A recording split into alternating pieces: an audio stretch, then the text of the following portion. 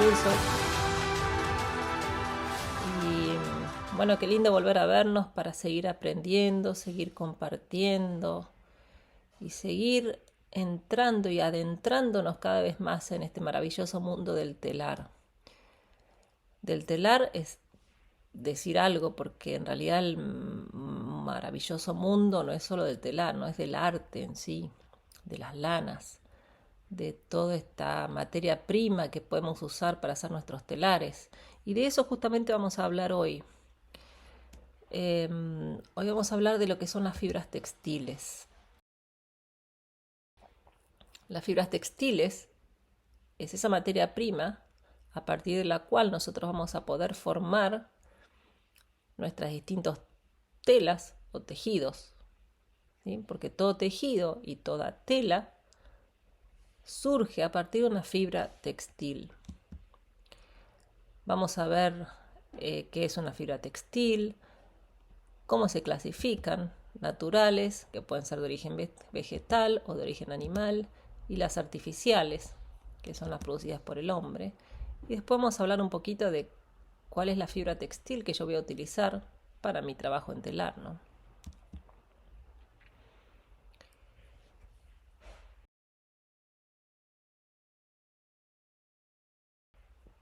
Para definir un poco qué es una fibra textil, podemos decir que es un filamento, una hebra, que se va a utilizar para formar los distintos hilos. Y después esos hilos van a formar nuestros tejidos o nuestras telas. Nosotros podemos considerar una fibra textil a todo aquel filamento que tiene una longitud mucho mayor que su diámetro. Por lo menos tiene que ser 100 veces más, porque así se va a poder convertir en un tejido. ¿Sí? La fibra textil es la base de nuestro tejido textil. Y llamamos tejido textil a una tela, esas telas que ustedes conocen, el algodón, el jean, la seda, o un tejido, porque el tejido es una tela en realidad también.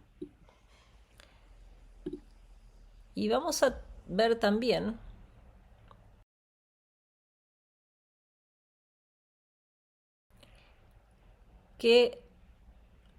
cuáles son las características de estas fibras textiles.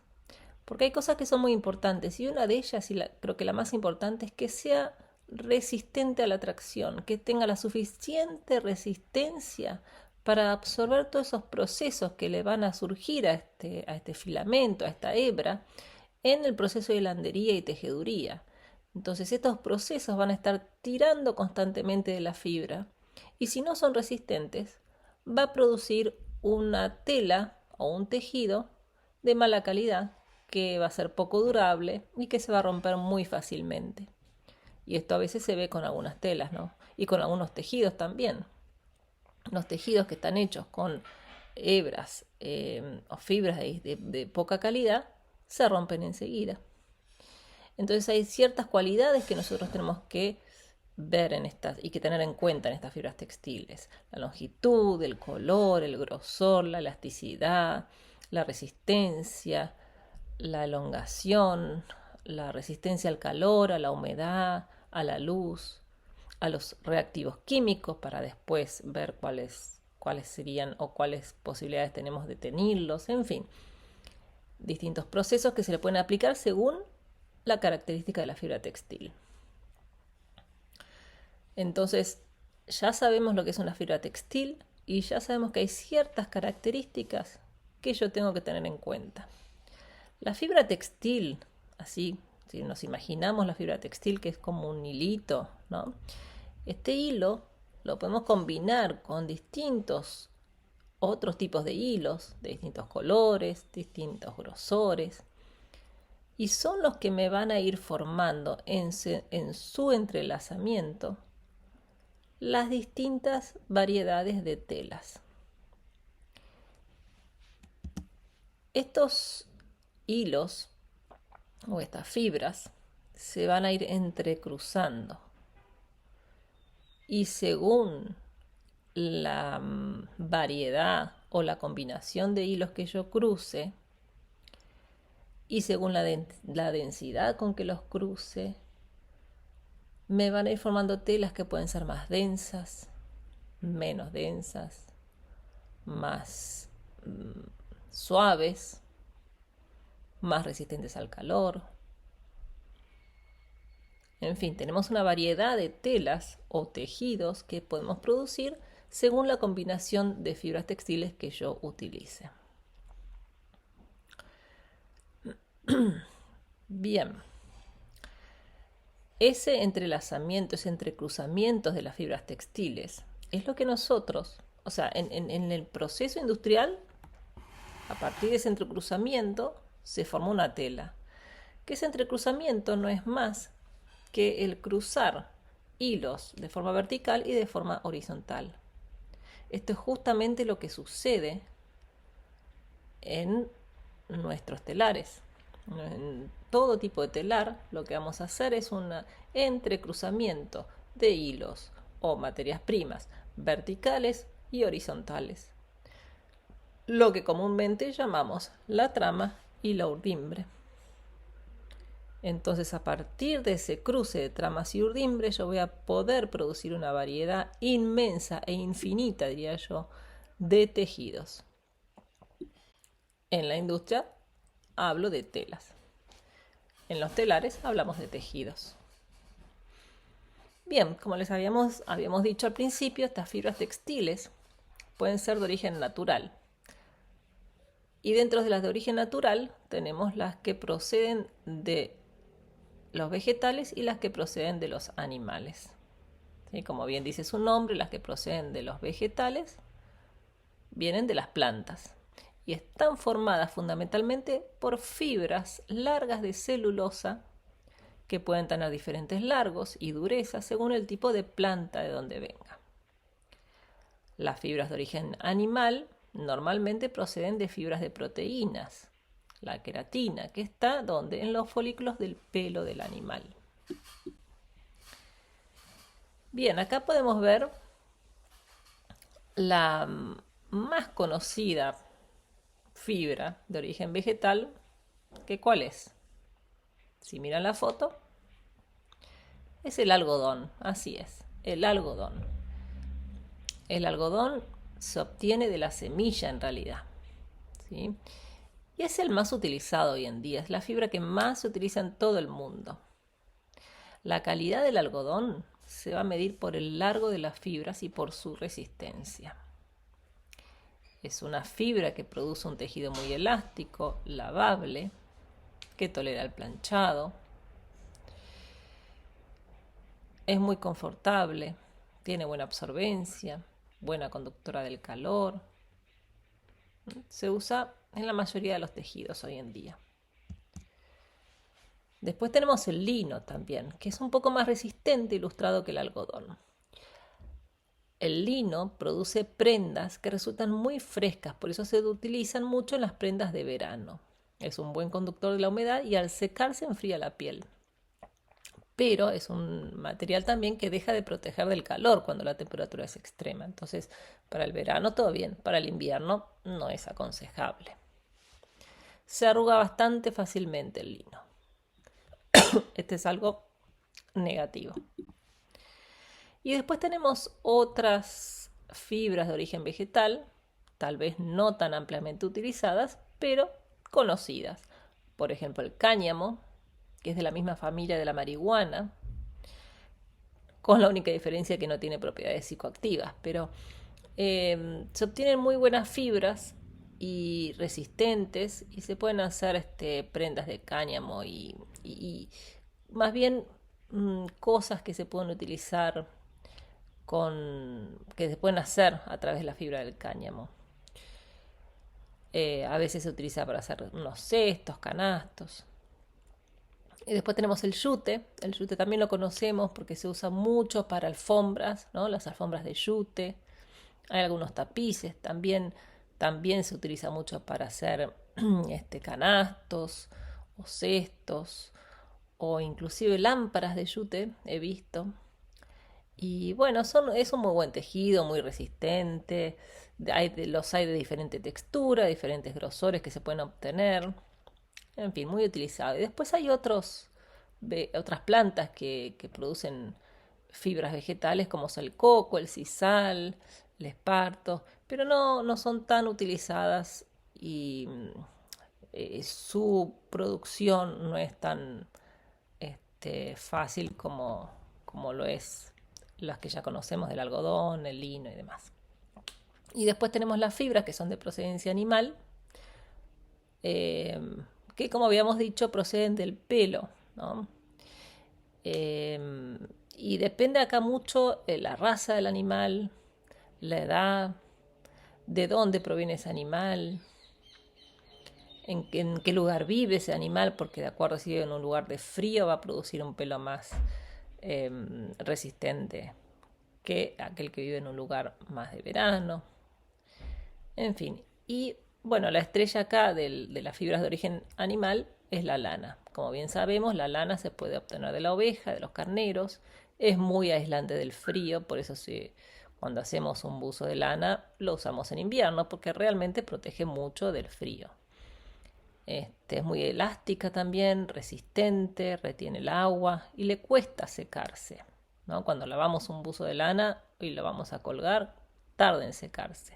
O sea, en la superficie repele el agua, pero una vez que se moja toda, cuesta mucho en secarse. Pero es la que más conocemos ampliamente y mundialmente, la que más se utiliza para hacer prendas de vestir. Y también se puede utilizar para otras prendas y otros trabajos como son mantas, algunas alfombras de lana, también ponchos, ¿no? Ruanas, bufandas, gorros, guantes. En fin, se utiliza ampliamente la lana. La angora, la angora proviene del pelo del conejo de Angora. Es súper suave. Yo no sé si alguna vez han tocado. Acá hay el dibujo de un conejo de Angora. Tiene mucho pelo, pero es extra suave. Y se puede inclusive, estas lanas se pueden mezclar con otros tipos de fibras, ¿no? Naturales o sintéticas igual.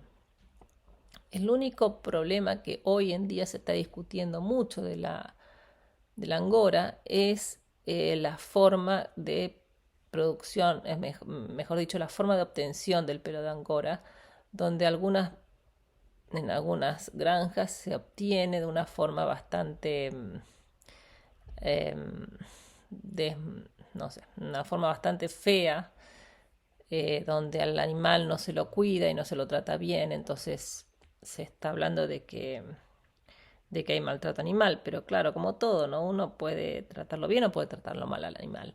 Y el que le saca el pelo despellejándolo, obviamente no lo está tratando bien, pero si uno le hace una buena esquila, en un buen ambiente, no, no es malo. Lo que pasa es que, bueno, no todos lo hacen bien. Bueno, el mohair es una lana que procede de las cabras de Angora de Turquía. Es un pelo muy largo, acá en estas fotos podemos ver algunas cabras. Es un pelo muy largo, muy sedoso, resistente, fino, extra suave. Es de fácil tenido. Entonces esta lana mohair, vamos a ver que nos vamos a encontrar en el mercado que se puede tener de millones de colores y es muy suave, ¿no? Es muy resistente. Se usa sobre todo en prendas de lujo porque es un material que no es económico precisamente. Después tenemos otros como el cachemir, la alpaca, la llama, el pelo del camello. Hoy en día encontramos todos estos productos en las lanerías. Lo que pasa es que estos productos que no son tan conocidos o tan utilizados, no hay tanta producción, son un poco más costosos. El cachemir no sé si sabían, es un hilado que procede de la pelusa que nace entre el pelo de las cabras. Y para producir 150 gramos de pelo, solamente lo produzco con una cabra. Entonces, por eso, por ejemplo, es un producto caro. La alpaca, bueno, no hay tanta producción de alpaca, entonces también hace que el producto sea un producto escaso. Y la llama lo mismo. Pero son todos muy buenas lanas. Se usan mucho en estos tres últimos, en la alpaca, en la llama, en el camello, se usan mucho estos colores naturales del animal, ¿no? Que pueden ser los tonos de grises, los tonos de marrón, natural, y quedan muy lindos en algunas prendas, como en ponchos, en ruanas, quedan espectaculares. O mantas también, ¿no? Y son muy abrigaditas, muy abrigaditas. Bueno, y después tenemos las fibras artificiales. Las fibras artificiales son las que no son naturales, como bien su nombre lo dice, y en ellas hay un proceso químico que realiza el hombre en la industria, ¿no? Entonces tenemos, por ejemplo, las poliamidas, el poliéster, los acrílicas, ¿sí? Son muy difundidas hoy en día, tienen una gran resistencia, son más económicas porque se producen de una forma artificial y, y muy resistentes. Entonces la gente tiende a utilizar este tipo de fibras. El lurex, por ejemplo, es otra que se está expandiendo cada vez más. Es una fibra un poco brillante, parece, perdón, parece como metalizada. Y se utiliza justamente por este aspecto que tiene brillante, ¿no? Que parece del lujo, pero en realidad es algo artificial. Y después lo que se usa mucho son mezclas. El mezclar fibras naturales y artificiales, hilos de distintos grosores, de distintos colores.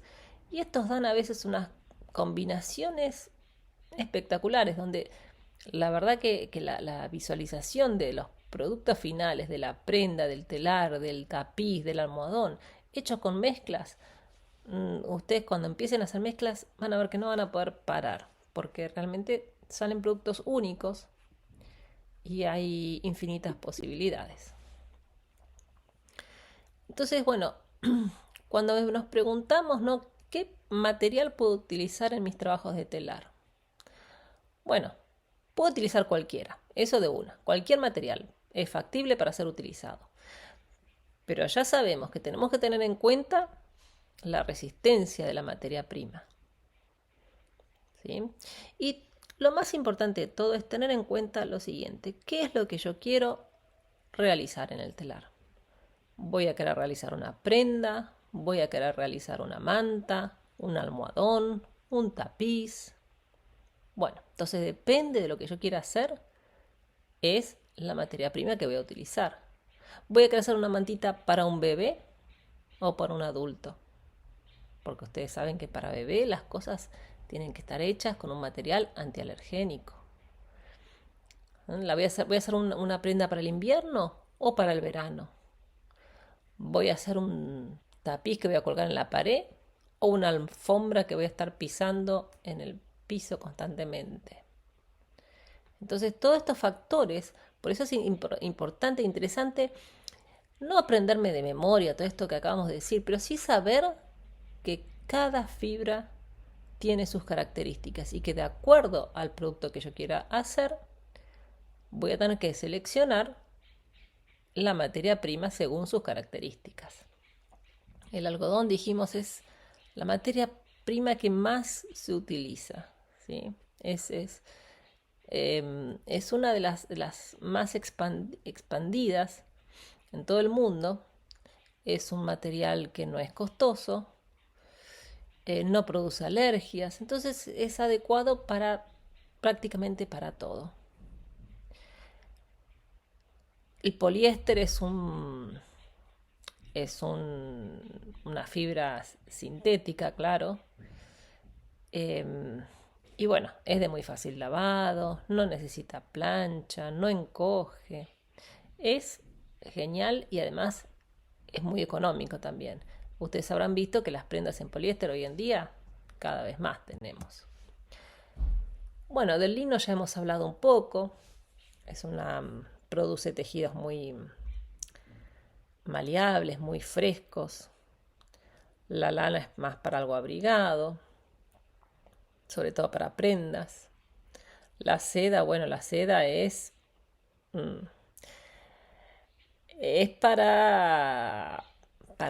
se utiliza mucho para aquellos productos que requieren gran calidad.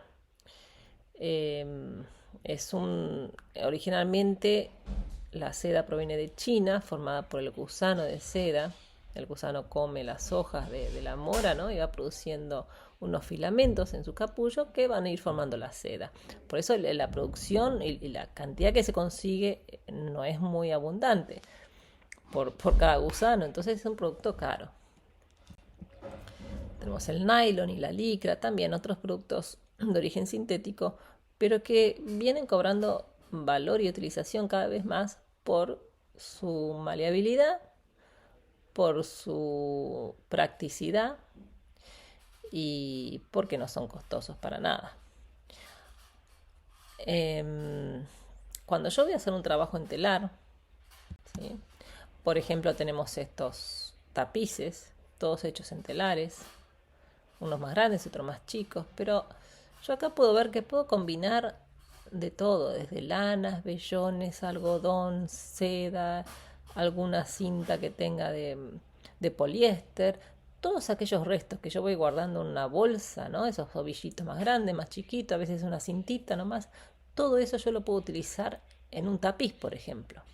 No así en una ruana o en un poncho, ahí es más difícil usar restos, ahí hay que pensar un poco más qué combinación voy a hacer, qué colores, qué dibujos.